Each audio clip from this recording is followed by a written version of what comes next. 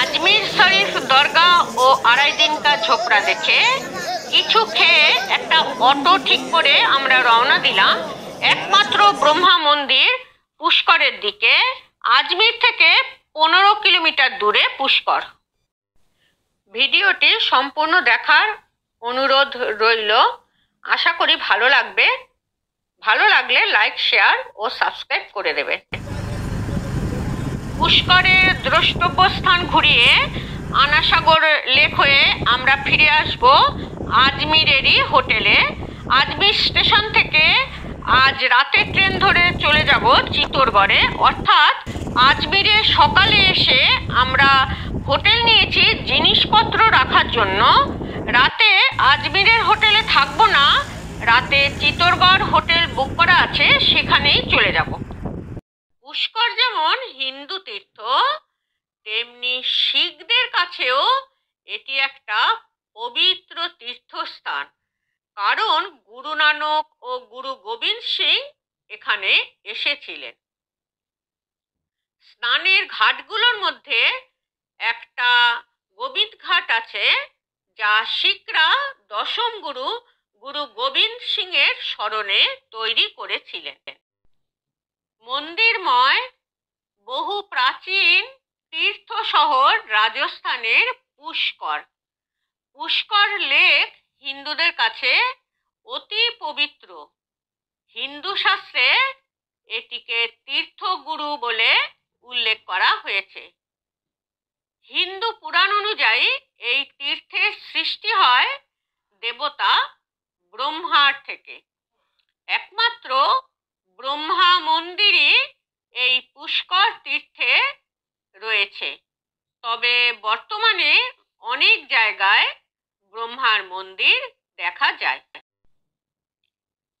রামায়ণ, মহাভারত, পুরাণ প্রভৃতি গ্রন্থে পুষ্করের উল্লেখ রয়েছে। রাম, সীতা ও লক্ষ্মণ এই পুষ্কর হ্রদেই রাজা দশরথের অস্থি বিসর্জন করেছিলেন।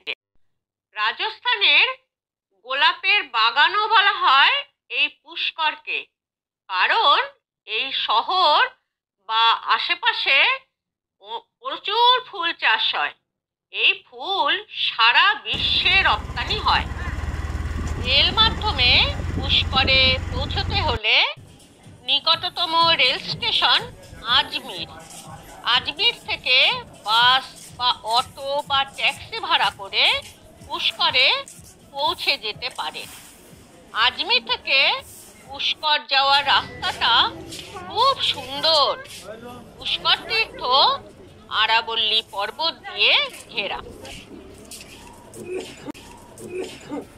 পুষ্কর এর অর্থ হলো পুষ মানে ফুল বা পুষ্প, এবং কর শব্দের অর্থ হাত। ব্রহ্মা সৃষ্টি কল্যাণের জন্য যজ্ঞ করার স্থান খুঁজছিলেন। তার হাতে ছিল পদ্ম ফুল। হাতে সেই পদ্ম ফুল যেখানে পড়বে সেখানেই তিনি যজ্ঞ করবেন। ব্রহ্মার হাত থেকে ফুলটি পড়ে যায়। ফুলটি যেখানে পড়ে সেখানে এক বিশাল হ্রদের সৃষ্টি হয়, এবং এই জায়গাটাই হলো রাজস্থানের পুষ্কর হ্রদ।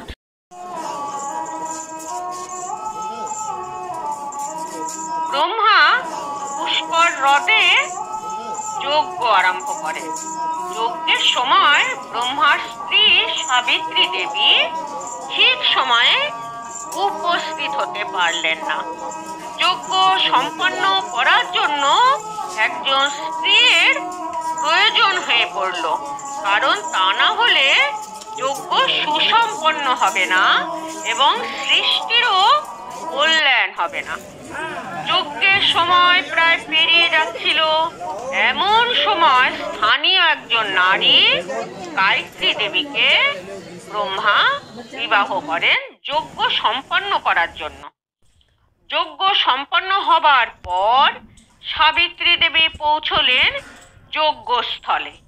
সাবিত্রী দেবীর ব্রহ্মার এই কাণ্ড দেখে ক্রোধান্বিত হয়ে স্বামী ব্রহ্মাকে অভিশাপ দেন যে এই পৃথিবীতে ব্রহ্মার পূজা কোথাও হবে না, কেউ পুজোর সময় ব্রহ্মাকে স্মরণও করবে না।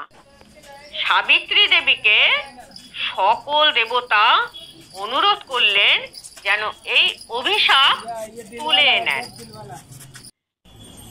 শান্ত হওয়ার পর সাবিত্রী দেবী বললেন, যেখানে ব্রহ্মা যজ্ঞ করেছেন এই স্থানেই একমাত্র ব্রহ্মার মন্দির তৈরি হবে।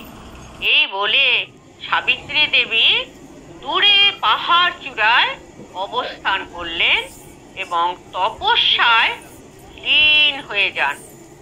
আজও বহু সিঁড়ি ভেঙে ভক্তরা সাবিত্রী মাতার মন্দিরে যান। 750 সিঁড়ি হেঁটে পাহাড়ে না উঠতে পারলেও রোপওয়ে করেও সাবিত্রী মাতার মন্দিরে যেতে পারবে।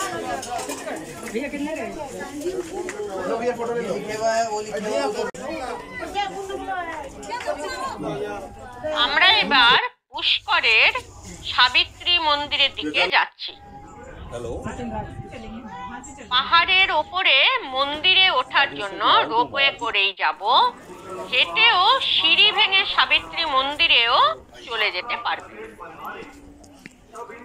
গায়ত্রী মাতার মন্দিরে যাবার জন্য রোপওয়ে নেই, তবে হেঁটে 20-25 মিনিটের মধ্যে পাহাড়ের ওপরে গায়ত্রী মাতার মন্দিরে পৌঁছে যাবেন। এখান থেকে সানরাইজ ও সানসেট খুব সুন্দরভাবে দেখতে পারবেন।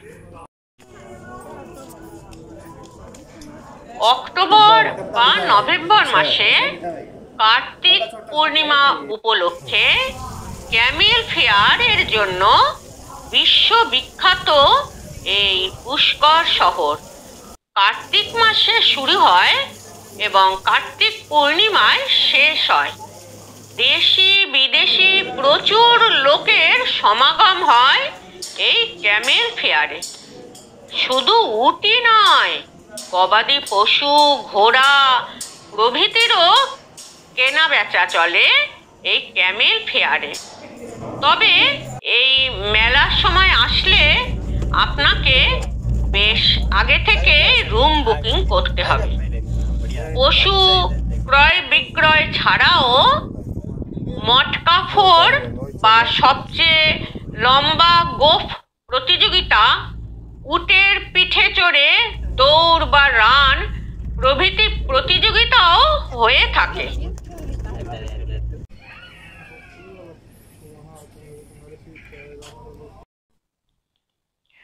মন্দিরের ভেতরটা খুব সুন্দর, একটা পবিত্রতা, আধ্যাত্মিক ভাব বিরাজ করছে। প্রচুর হনুমান এখানে।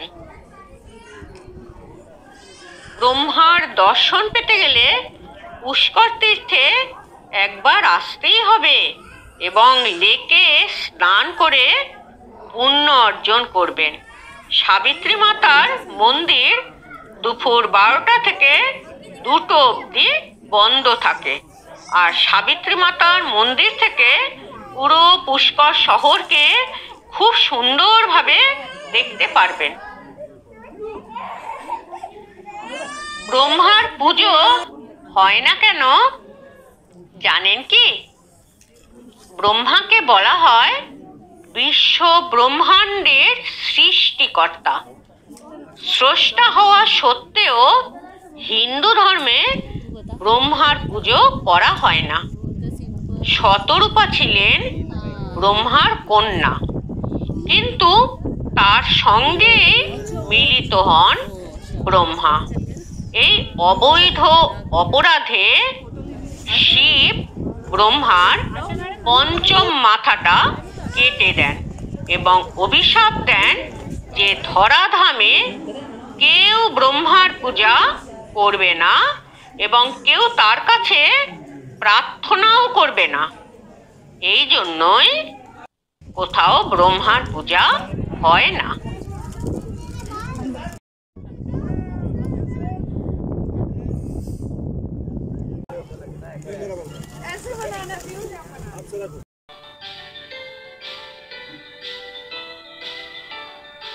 পাঁচশোরও বেশি মন্দির আছে এই শহরে।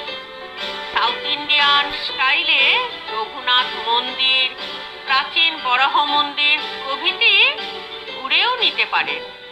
পুণ্যতীর্থ পুষ্কর তীর্থে 52টা ঘাট আছে। পুষ্কর হ্রদে স্নানে মোক্ষ প্রাপ্তি হয়। ঘাটে ঘাটে পূজারী বাবাদের মন্ত্রোচ্চারণে আপনার হৃদয় মন একাত্ম হয়ে যাবে আধ্যাত্মিক পরিবেশে।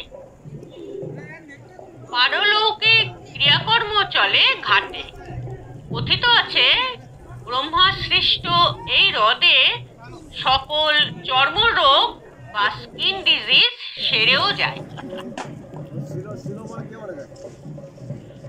ব্রহ্মা ঘাটে চলে সন্ধ্যা আরতি, যা একবার দর্শনে আধ্যাত্মিক ও ঐশ্বরিক পরিবেশ সৃষ্টি করে এবং মনকে একটা শান্ত স্নিগ্ধ পরিবেশে নিয়ে যায়।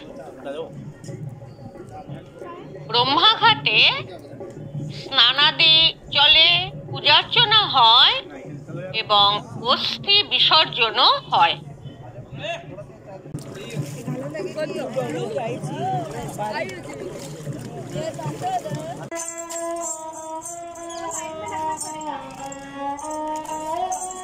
পুষ্কর ঘোরা হয়ে গেল। কিছু খেয়ে আমরা চললাম আজমিরে। পথে দেখে নেব আনাসাগর লেক। আমরা হোটেল থেকে লাগেজ নিয়ে চিত্তরগড়ের ট্রেন ধরব 9টা 5-এ।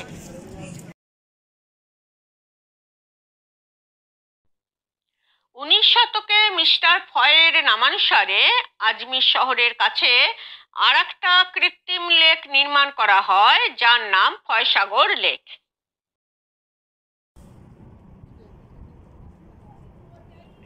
আনাসাগর লেকে পৌঁছে গেলাম। সন্ধে হয়ে গেল। 12 শতকে রাজা আনাজি চৌহান দ্বারা নির্মিত একটা সুন্দর কৃত্রিম লেক, যা আনাসাগর লেক নামে পরিচিত, 13 কিলোমিটারেরও বেশি বিস্তৃত। আজমির শহরের জলের সমস্যা মেটানোর জন্য এই কৃত্রিম লেকটা তৈরি করা হয়। পুরো লেক খনন করতে প্রায় 15 বছর লাগে। আজকের ভিডিওটা এই পর্যন্তই। ভিডিওটা ভালো লাগলে লাইক ও কমেন্টস করবেন। আমাদের চ্যানেলে নতুন হলে অবশ্যই সাবস্ক্রাইব করে দেবেন। দেখা হচ্ছে আবার পরের ভিডিওতে। পরবর্তী পার্টে দেখুন চিত্তরগড় ফোর্ট ও রানী পদ্মিনীর বীর গাথার কাহিনী।